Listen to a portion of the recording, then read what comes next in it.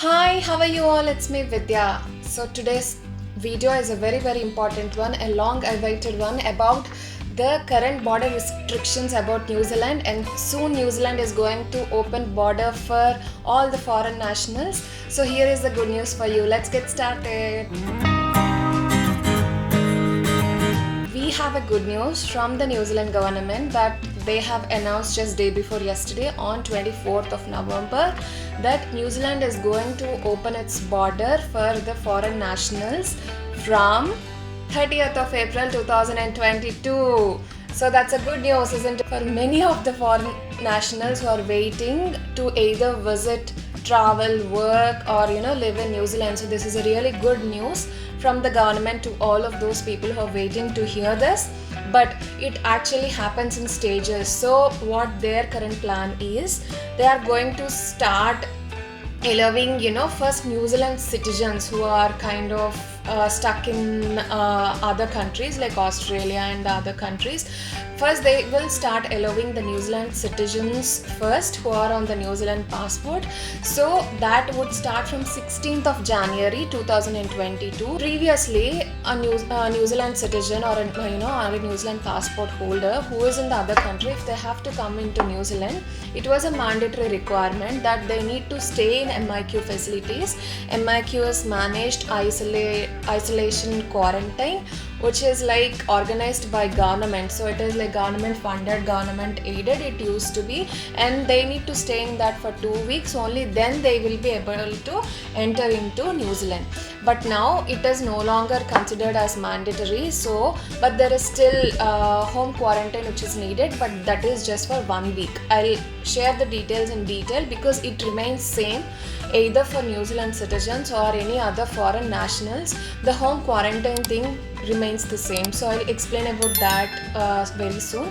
But coming to the stages again, so the first stage would be open on 16th of January. This would be only for New Zealand citizens who are stuck in Australia or who are in Australia but want to come here, visit, or meet their family, friends, anybody. For them it's open from 16th of January. And then the next stage is on 13th of February.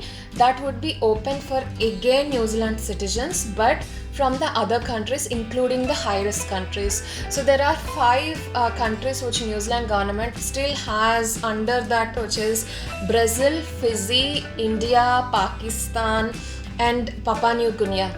So all these countries are under high risk countries, and Papua New Guinea will still be under high risk country, but the other countries will be removed under the high risk category country from December. Somewhere in December they will soon be removing this high risk category country stamp on the other ones except Papua New Guinea. So Papua New Guinea would still be under high risk country, but rest of the others would be removed. So if you are a New Zealand citizen and you are in the other countries including the high risk countries except Papua New Guinea, you will be able to enter New Zealand from 13th of February. So that is again for New Zealand citizens. But 30th of April is the date for any foreign nationals on any passport. Anybody will be able to enter into New Zealand from 30th of April. So that is a very good news for anybody. So you can either visit, travel, or plan to live here in New Zealand.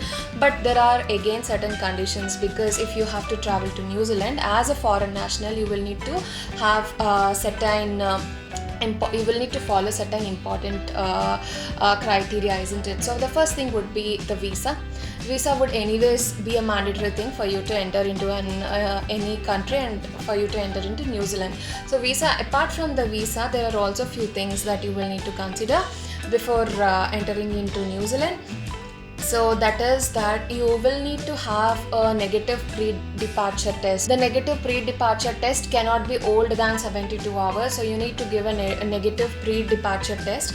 And especially there is a clause for the for the countries which are declared as a high-risk countries. say for example, if you're traveling from India or any other high risk country out of the 5 list which I've said before, for them, because there are different kinds of COVID tests that you can give, but for these countries, especially if you're traveling from India, the only test which is acceptable is RT-PCR test, it is called. So I didn't know there are so many varieties of COVID test. Looks like if you're coming from India or any other high risk countries like Brazil, Indonesia, Pakistan, so you will need to give definitely RT-PCR test from an accredited laboratory. So that is a very much needed requirement.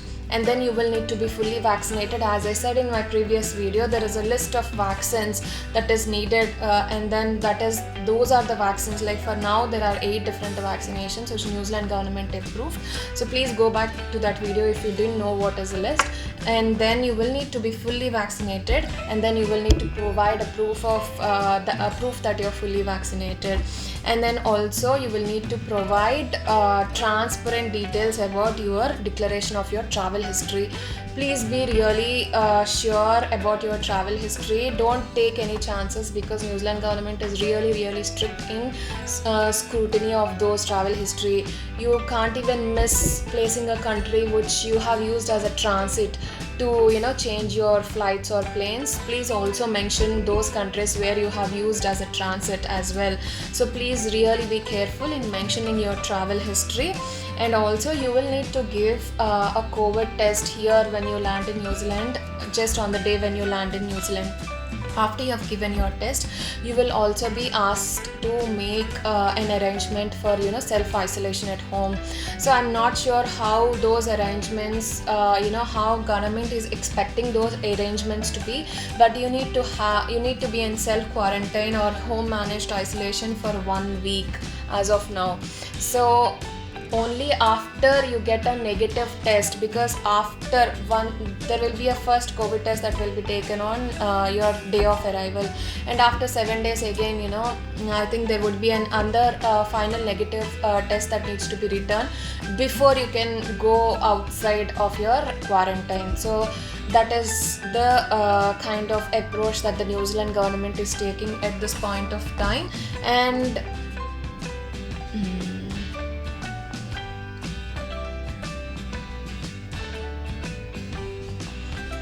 And this home quarantine, actually, it is applicable for any individual irrespective of a New Zealand citizen or a foreign national. For them, this 7-day home quarantine or self-isolation remains the same. The rules remains the same for any person traveling into New Zealand. The stages only differ based on the nationality you have, but this quarantine thing or self-isolation remains same for anybody. So this is the good news. I have it for anybody who is willing to travel to New Zealand very soon. So all the best to you, and hope you all have a good time here in New Zealand. Take care. Bye bye.